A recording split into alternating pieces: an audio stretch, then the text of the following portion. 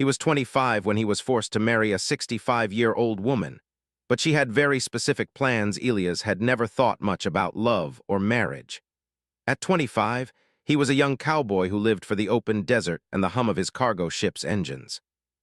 On the outer rim of human space, settlements were sparse, and people relied on men like him to transport goods across dangerous, unpatrolled lands. Elias liked it that way. Freedom was his life. His parents had died when he was a teenager in a border dispute, leaving him to survive alone. Life had taught him caution, patience, and self-reliance.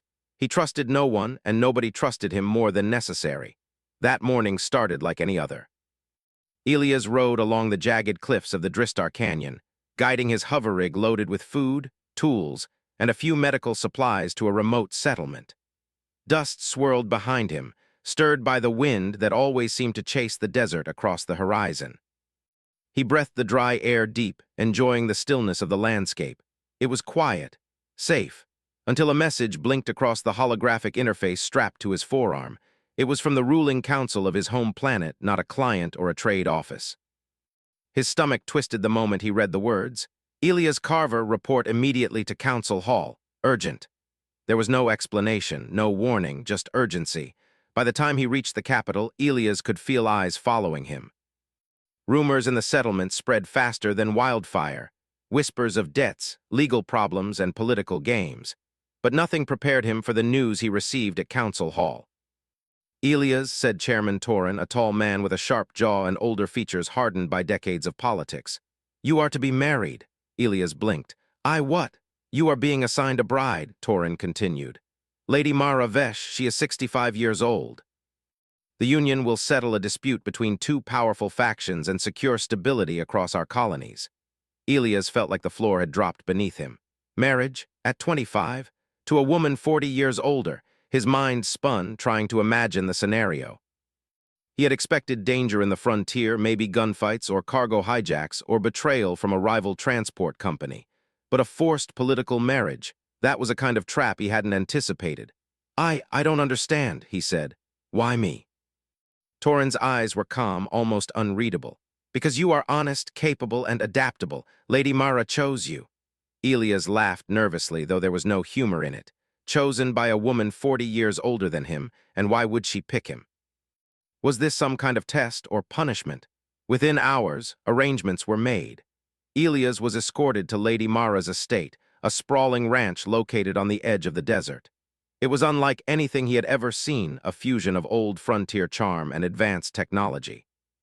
Massive fields stretched under protective domes, robotic drones hovered over irrigation canals, and a sleek building of steel and glass rose in the center like a palace.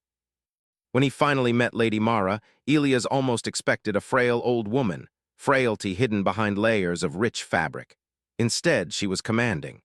Her hair was silver, pulled back neatly, but her eyes burned with a sharp intelligence that made him hesitate. She moved with the grace of someone who had learned patience, discipline, and power over decades.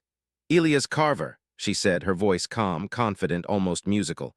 I am Lady Mara. I hope you are ready to play your part. Elias swallowed hard. I don't know if I am. She smiled faintly, not cruelly, but knowingly. Few are at first, you will learn. The ceremony was brief. No flowers, no long speeches, just a formal recognition that he was now legally bound to her. Rumors had spread through the settlements by the time he left the hall.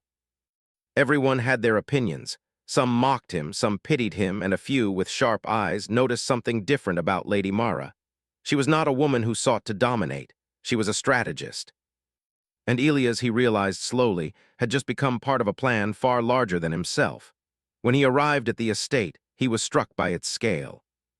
The main house looked like a ranch from old Earth stories, but with panels that glimmered under the desert sun and gates that seemed stronger than any fort he had seen. Robots tended livestock in neat lines, and solar collectors shimmered along the hills like a river of silver. The air smelled of machinery, dust, and something green, plants growing in carefully tended domes. Lady Mara led him inside. You will stay here, but do not think your days will be empty. There is much to learn about the frontier and much to see about people's hearts. Elias didn't understand at first. He had thought of marriage as a trap, a life of quiet servitude or worse, humiliation. But Mara had something different in mind. He would discover that soon enough. Over the next days, he began to notice odd details. Guards patrolled in unusual patterns. Lady Mara consulted with holograms and maps constantly.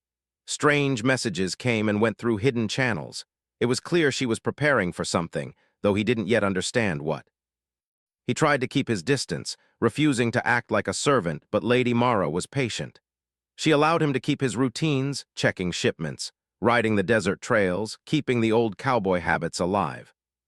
But she also insisted he learn the politics of the settlements, the hidden alliances, the threats from corporations and alien groups who slowly tried to control the frontier.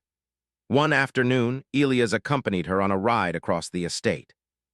The sun was low, painting the desert in red and gold. Lady Mara guided him through the hills, pointing to settlements he had only heard about. "These people," she said, "they are independent, but they are fragile. One mistake, one wrong alliance, and the corporations will claim their land. That is why this marriage matters, not for love, but for survival." Elias wanted to argue. Survival? He had survived for years alone in the frontier. What could a marriage teach him? But he noticed something. She wasn't speaking for herself. She was speaking for them all. By the time they returned, he had begun to see the truth. Lady Mara's plans were bigger than any man, any law, any tradition. He wasn't a pawn, not exactly. He was a participant. And if he wanted to survive in this new life, he had to understand her game. That night, Elias lay in a bed that felt too large, in a house that felt too silent. He thought of the life he had lost, freedom, solitude, the open desert. But he also felt something unfamiliar, anticipation. Mara's plans were dangerous, yes, but they were exciting. He would have to be clever, brave, and patient. He would have to trust someone, Lady Mara. And for the first time in a long time, Elias felt the spark of a new purpose. The frontier was still wild, still dangerous, but now it had a direction, and he had a role to play in shaping its future. Little did he know, the true test was only beginning. The marriage, the rumors, the whispers of settlements under threat, they were only the surface. Lady Mara's real plans, specific and far-reaching, would soon challenge everything he thought he knew about the frontier, about power, and about himself. For Elias, the journey from a simple cowboy to a participant in an intricate political game had begun. And the desert, vast and unending, would witness the unfolding of a story no one had expected, not even him. Elias woke early the next morning, the soft hum of the estate's power generators filling the room. The desert was quiet, but he could feel movement in the air, subtle and unseen. Lady Mara had told him that the frontier was not just dangerous because of the land or weather. It was dangerous because of people, and the kind of people who would exploit others for profit or power. He dressed quickly, pulling on worn boots and a sturdy coat. Outside, the estate looked peaceful, almost serene, but Elias knew better. He had spent years reading the desert for danger. Every rustle of dust, every shadow on the cliffs told a story. And today he felt as if the land itself was whispering a warning. Lady Mara appeared on the balcony as he stepped outside. Her silver hair caught the early sunlight and her eyes were sharp, scanning the horizon. "Elias," she said calmly, "we have work to do." He followed her across the estate, down to a large, open courtyard where several of her aides and guards were already gathered. A holographic map floated above a circular table, showing settlements, trade routes, and several red markers that Elias did not yet understand. "These settlements," Lady Mara began, "are independent but fragile. They depend on trade, communication, and trust. The corporations and alien syndicates know this. They will try to control them one by one. That is why we must be proactive." Elias nodded slowly. He had heard of corporate influence on the frontier before, but seeing it laid out like this made it real. Mara pointed to a cluster of settlements near the northern cliffs. "These towns are small, but they have resources we cannot ignore. The water trade alone is critical. One wrong move and they fall under control of outsiders. Your first task will be to visit them." He felt a mix of fear and excitement. It was dangerous work, yes, but it was the kind of frontier adventure he knew. Not just transporting goods, but actually protecting people, shaping their future.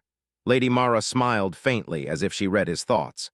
"Do not think this is just about physical protection. You must understand people, their fears, hopes, and alliances.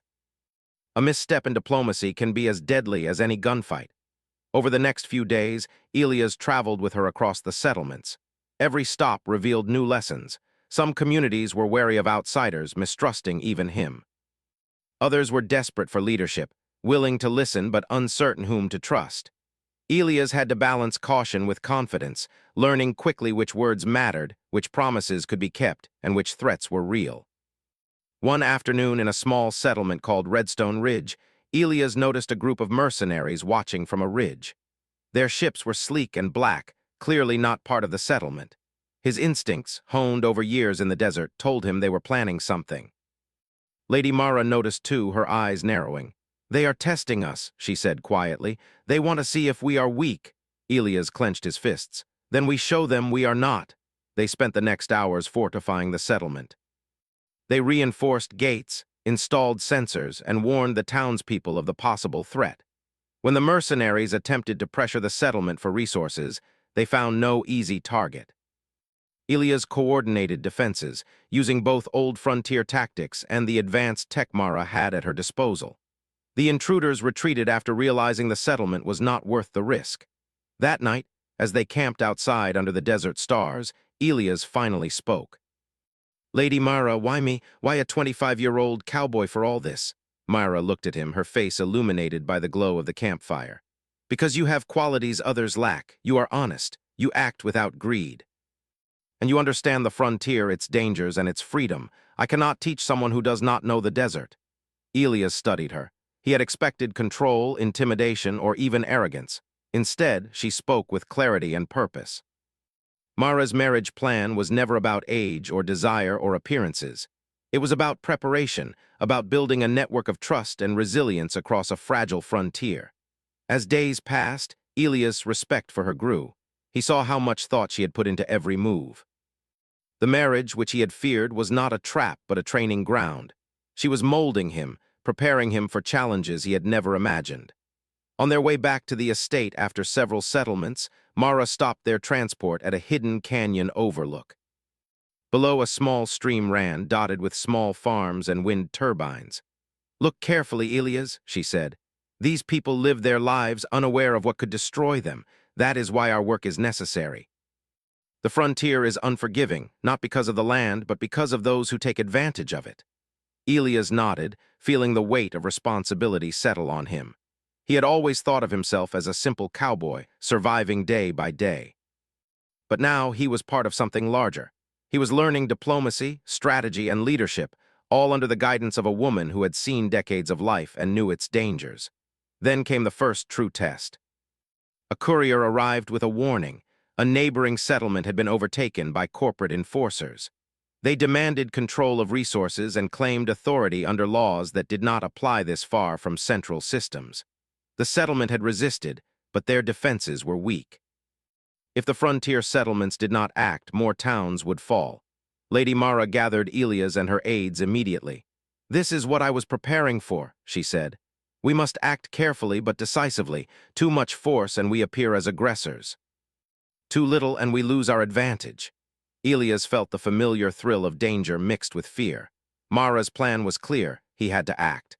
But he also had to understand people, negotiate, and anticipate every move. It was more complicated than any cargo run or desert trek. They arrived at the settlement the next day. Elias was struck by the tension. Families hid behind barricades. Children peeked from windows, eyes wide with fear. The corporate enforcers patrolled in pairs, armed with energy rifles and scanners.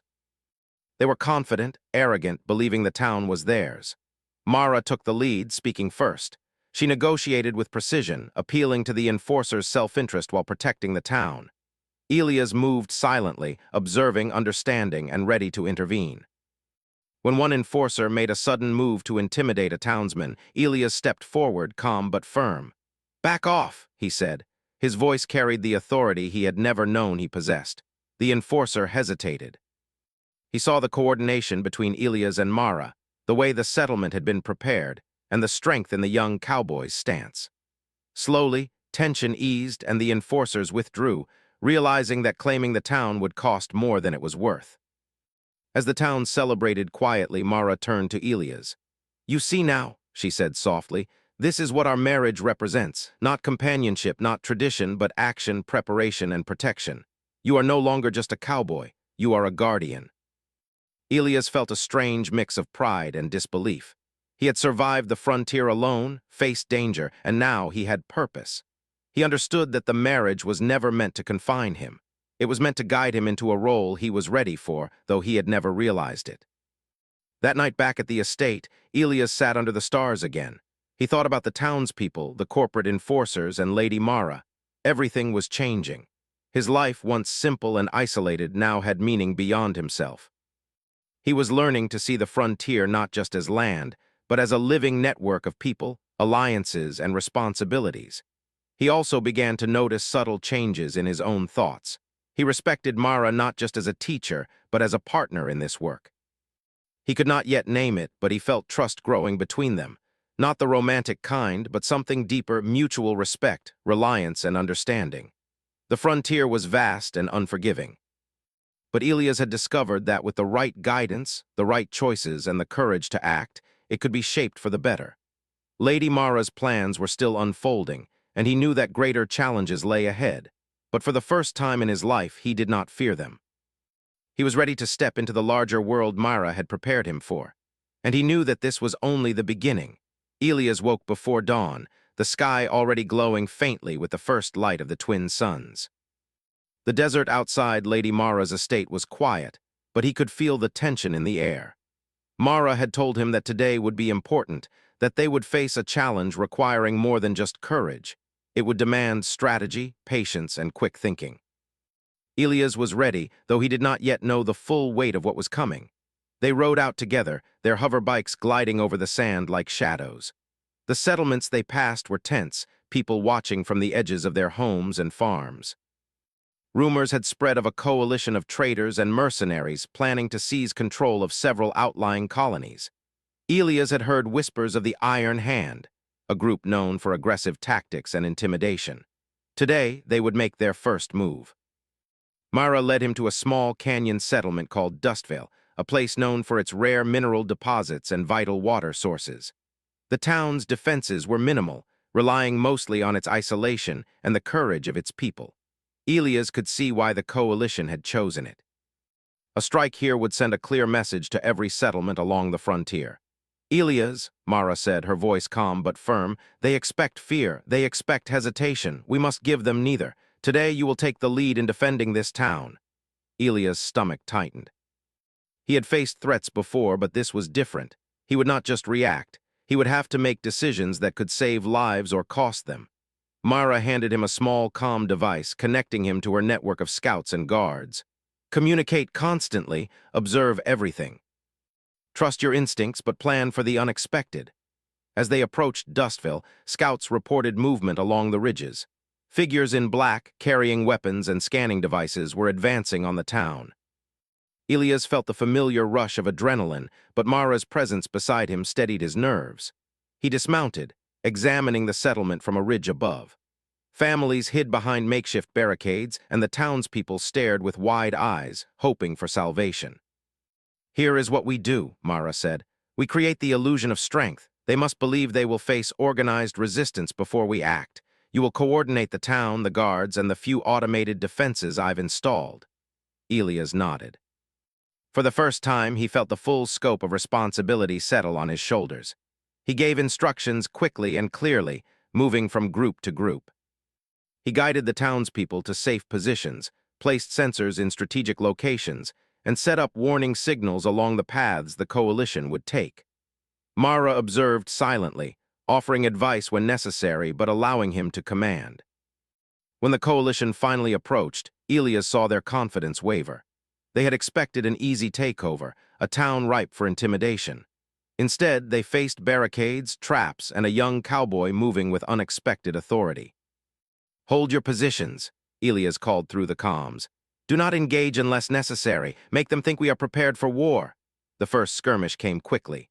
A small group of mercenaries tried to bypass the main barricade, but motion sensors triggered alarms. Townspeople shouted warnings while Elias directed guards to intercept. The coalition realized immediately that Dustville was not undefended. They regrouped, cautious now, and sent forward a negotiator. Mara's voice came through Elias' comm device. You must speak with them. Show confidence without revealing weakness. Convince them that attacking will cost more than they gain. Elias stepped forward to meet the negotiator. The man was tall and broad, armored in black with insignia that marked his allegiance to the Iron Hand. He looked at Elias as if sizing up a child playing cowboy. "I am Elias Carver," Elias said, keeping his voice steady. "This town is under protection. Any attempt to seize it will be met with resistance, and it will cost lives you are not prepared to lose." The negotiator laughed, though it was nervous. "You are young, you think your threats mean anything." Elias held his gaze. "I am not alone, you will find no weakness here. Retreat, and no one need be harmed." The negotiator glanced at his group, then back at Elias, and for the first time doubt crossed his face. He had expected a simple town, a scared population, and a young man with no experience. Instead, he saw organization, preparation, and courage. Slowly, he signaled a withdrawal. The coalition retreated, at least for now, leaving Dustville intact. Myra arrived moments later, her hoverbike gliding smoothly over the ridge. "Well done," she said, her eyes sharp and approving. "You acted decisively, and you communicated effectively. That is leadership, Elias. That is what I have been preparing you for." Elias felt a surge of pride. He had faced a challenge not with guns alone, but with strategy, observation, and courage. He realized Mara had been right. Surviving the frontier was one thing, but protecting it required far more. The following days were filled with planning. Mara explained the larger picture. The Iron Hand was testing boundaries, seeking to intimidate settlements into submission. Each settlement they spared was not mercy, but a tactical choice, creating confusion and forcing them to spread their forces thin. Elias' role was growing. He was learning to anticipate moves, coordinate defenses, and inspire trust in those who depended on him. During one evening, Mara and Elias walked along the edge of the estate's fields. The desert air was cool, carrying the scent of sand, metal, and the faint tang of water from the irrigation system. "You have changed," Mara said softly. "When we first met, you were cautious, almost afraid of responsibility. Now you see the larger picture, you think beyond yourself." Elias looked at her. "I am learning from the best," she smiled faintly. "And yet you also learn from the frontier itself. Instinct, observation, courage, these are things I cannot teach. They must come from experience, and you have them." The compliment surprised him. He had spent his life believing that wisdom only came from age. Now he saw that leadership required both experience and instinct. Mara had given him guidance, but the frontier had tested him, and he had succeeded. But the tests were far from over. Scouts reported increased activity along other trade routes, suggesting the Iron Hand was consolidating forces for a larger strike. Mara gathered her network of allies, including Elias, to plan a coordinated response. "You will lead a small team," she said, looking directly at him. "You will visit multiple settlements, strengthen alliances, and ensure communication lines remain open. The success of this mission will determine the stability of the entire frontier." Elias felt a mixture of excitement and pressure. He understood now that the marriage, the estate, and Mara's guidance were preparing him for challenges far beyond simple survival. He was being groomed for leadership, not just as a cowboy, but as a protector of an entire region. Their first stop was a settlement called Ironville, a mining town with deep tunnels and valuable resources. The mayor was skeptical, wary of outsiders, but Elias had learned from Mara how to earn trust quickly. He spoke with clarity and honesty, showing the town leaders that he was there to help, not to command. Slowly, the mayor and citizens agreed to cooperate, reinforcing defenses and sharing intelligence. Meanwhile, Mara coordinated remotely, guiding other settlements to prepare for potential attacks. Elias marveled at her ability to see the larger picture, to predict moves before they happened. He realized that this was why the marriage had been arranged, not for companionship, but for purpose. He was part of a system designed to protect countless lives, and Mara had chosen him to play a critical role. The trip back to the estate was quiet. Elias reflected on the lessons he had learned. Courage alone was not enough, and instinct alone could not protect communities. Leadership required strategy, foresight, and the ability to inspire trust. He felt a sense of pride he had never known, tempered by the weight of responsibility. That night, as he watched the twin suns set over the desert, Mara joined him. "You have done well today," she said. "But remember, the frontier is never simple. Each victory brings new challenges, and each decision carries consequences. You must remain vigilant, thoughtful, and adaptable. Elias nodded. He understood now that the frontier was a living entity, shaped by those who dared to lead and those who chose to act. The marriage, the estate, and Mara's guidance were not constraints.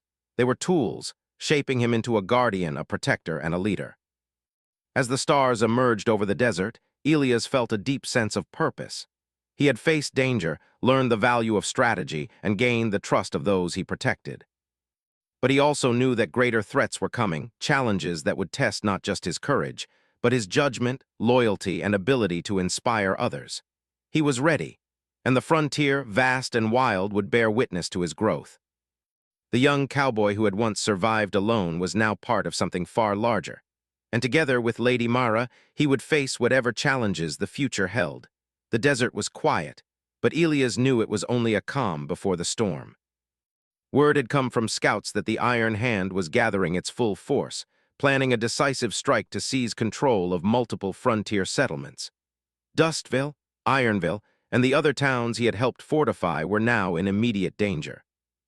The coalition had learned, adapted, and now sought to crush the young cowboy who had thwarted them. Lady Mara stood on the balcony of the estate, her silver hair catching the light of the rising sun. Her gaze was steady, focused on the horizon where scouts had reported movement.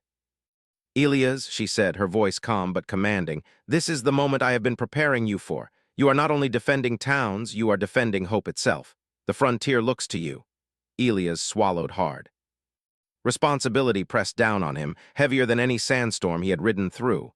But unlike before, he did not feel fear. He felt purpose. He had learned strategy, diplomacy, and leadership. He had gained the trust of communities, and now he would lead them in their hour of need. The plan was simple in concept but complex in execution. Elias would coordinate defenses across the settlements, using scouts, guards, and townspeople to delay and disrupt the coalition's forces. Mara would guide him from the estate, monitoring communications, sending intelligence, and providing backup with her small but formidable security team. Timing would be everything. Any misstep could lead to catastrophe. They began with Dustville. Elias positioned guards along the ridges, placing sensors and warning devices at key points. Families were evacuated to secure areas. He moved quickly, speaking to the townspeople with authority he had never known he possessed. "Stay calm," he said. "Follow instructions.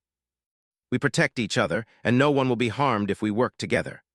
When the first wave of coalition forces arrived, Elias observed their movements carefully.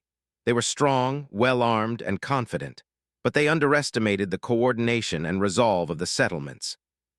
Alerts went off, and automated defenses startled the intruders. Scouts reported flanking movements and supply disruptions.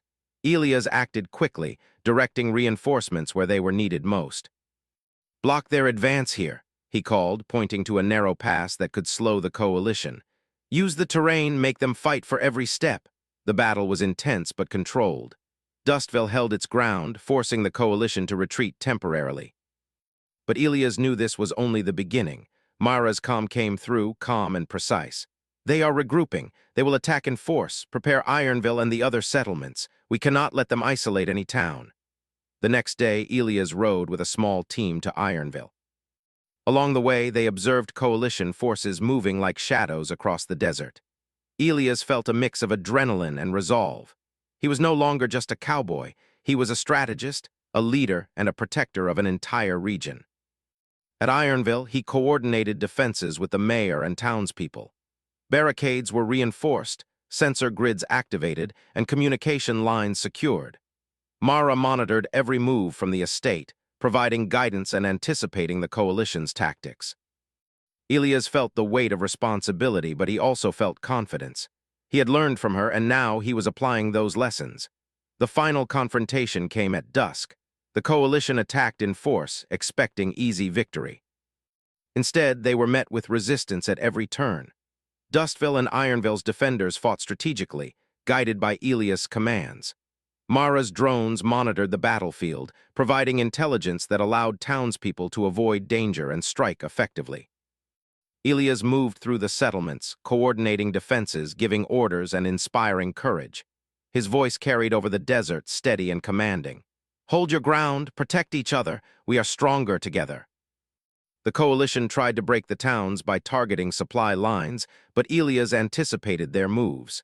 He sent small teams to intercept, using knowledge of the terrain and careful planning to outmaneuver them. For every attack, there was a counter. For every threat, there was preparation. Hours passed, and the coalition began to falter. The towns had fought not only with weapons, but with unity and strategy. Elias' leadership had turned ordinary people into a coordinated force capable of defending themselves against professional mercenaries. Finally, Mara spoke through the calm, her tone steady and proud.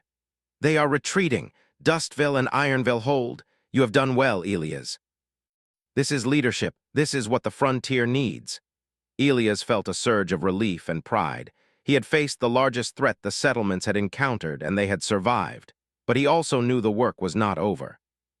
The frontier would always face challenges, and he would need to continue protecting it, guiding people, and making decisions that mattered.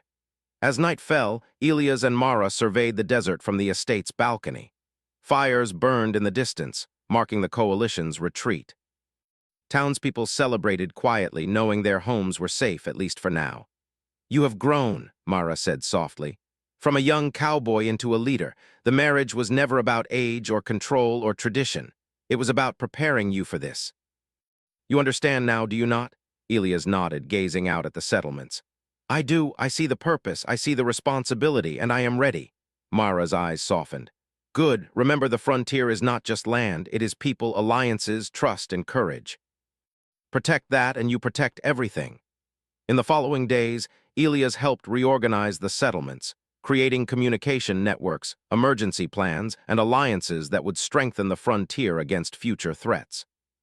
Mara continued to advise, but he was no longer just a student. He made decisions, solved problems, and led with confidence. He visited Dustville, Ironville, and smaller settlements, earning respect and trust. The townspeople looked at him not as a stranger, not as a pawn of politics, but as a guardian. Elias felt the weight of his role, but also the satisfaction of fulfilling it. He had survived the frontier alone before, but now he had survived it for others, and that made all the difference. One evening, Mara and Elias sat together on the balcony, watching the twin suns set. The desert was quiet but alive with promise. "You have done well," Mara said. "The frontier is safer because of you. You have earned more than my trust. You have earned the trust of everyone here." Elias looked at her, understanding at last the true purpose of their union. The marriage had been the beginning, a way to guide him into a life of meaning. It was not about control or obligation, but about shaping someone capable of leading, protecting, and inspiring. "I understand now," he said. "This is bigger than me, bigger than the towns, bigger than any single battle. It's about hope, trust, and unity." Mara smiled, a rare warmth touching her features. "Exactly, and you have learned well, but remember, leadership is not about glory or recognition. It is about responsibility and courage. Protect that, and you protect the frontier." Elias felt a sense of peace he had never known. He had come to the estate as a young cowboy, uncertain and afraid. Now he was a leader, a guardian, and a symbol of hope. The frontier had tested him, trained him, and transformed him. As the stars appeared over the desert, Elias made a quiet promise. He would continue to protect the settlements, guide the people, and honor the lessons Mara had taught him. The frontier was vast, wild, and unforgiving, but he had learned to navigate it with courage, wisdom, and purpose. Lady Mara placed a hand on his shoulder. "The frontier is in your hands now," she said softly. "Use it wisely." Elias nodded, looking out over the desert, the settlements glowing faintly in the distance. The future was uncertain, full of challenges, but he was ready. The young cowboy who had been forced into a marriage had become a guardian of the frontier, and nothing would break his resolve. The desert was quiet but alive. And Elias, standing beside Mara, was ready to face whatever came next, with courage, strategy, and unwavering determination. For the first time, he truly felt at home.